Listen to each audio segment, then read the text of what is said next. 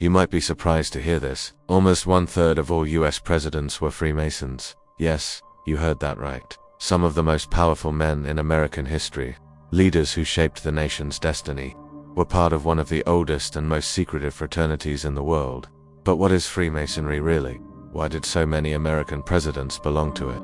And why has this connection often been left out of the history books? Let's take a deep dive into the hidden relationship between us presidents and the Masonic Brotherhood.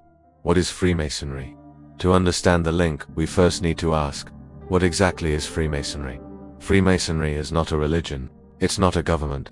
And despite what many conspiracy theories claim, it's not a shadowy cult pulling the strings behind world events.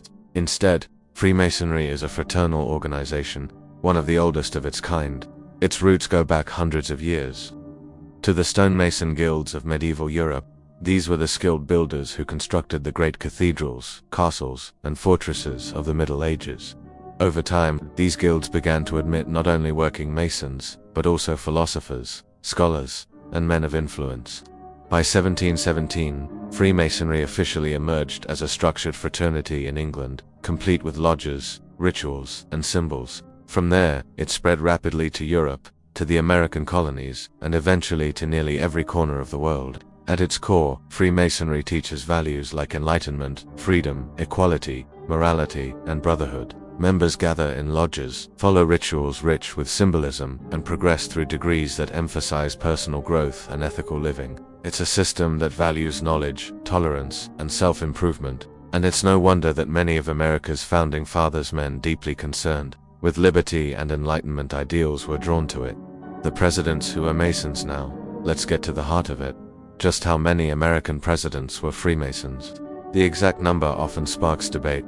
Some sources say about 1/3, others claim nearly half. But historians generally confirm that at least 14 US presidents were Freemasons. The very first was none other than George Washington. Washington joined a lodge in Fredericksburg, Virginia in 1752, decades before he became president. Throughout his life, he remained deeply connected to the fraternity. In fact, at the laying of the US Capitol's cornerstone in 1793, Washington wore his Masonic regalia.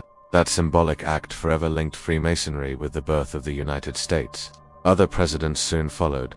James Monroe was a Mason.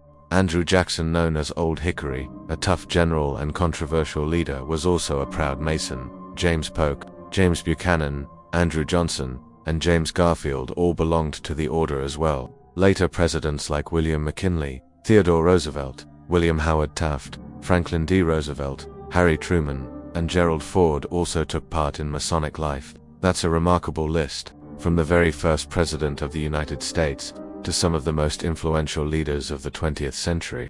The Masonic connection runs deep. Why so many presidents joined? So the question is, why? Why did so many presidents become Freemasons? Part of the answer lies in history. In the 18th and 19th centuries, Freemasonry was one of the most respected institutions a man could join. It was a place for intellectual discussion, civic duty, and charitable work. For ambitious leaders, it offered powerful networks of friendship and influence. But there's also something deeper. Freemasonry's values, liberty, equality, fraternity lined closely with the ideals of the American Revolution. Many of the founding fathers believed in Enlightenment philosophy, and Freemasonry embodied those beliefs. For men like Washington, Monroe, and Roosevelt, the lodge wasn't just a club. It was a place that reinforced the same principles they were trying to build into the nation itself. Even into the 20th century, men like Harry Truman, who was himself a Grand Master of the Masons in Missouri, took Freemasonry seriously. For Truman, it wasn't about conspiracy or secrecy, it was about moral guidance and leadership. Misconceptions and conspiracies, of course. With any secretive organization comes suspicion, and Freemasonry has always attracted its fair share of myths and conspiracy theories. Some claim Masons secretly control world governments. Others say they practice occult rituals or are tied to dark powers.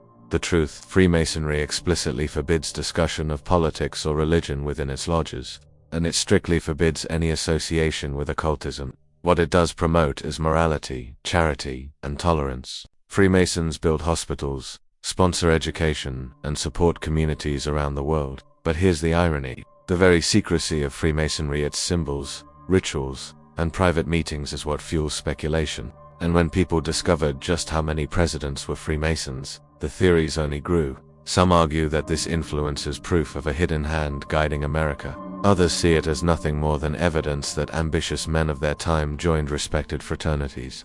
The legacy of Masonic presidents, regardless of what you believe, one thing is certain: the Masonic legacy of American presidents has left its mark. George Washington's Masonic values shaped his vision of leadership. Andrew Jackson carried his rugged independence from the lodge into the White House.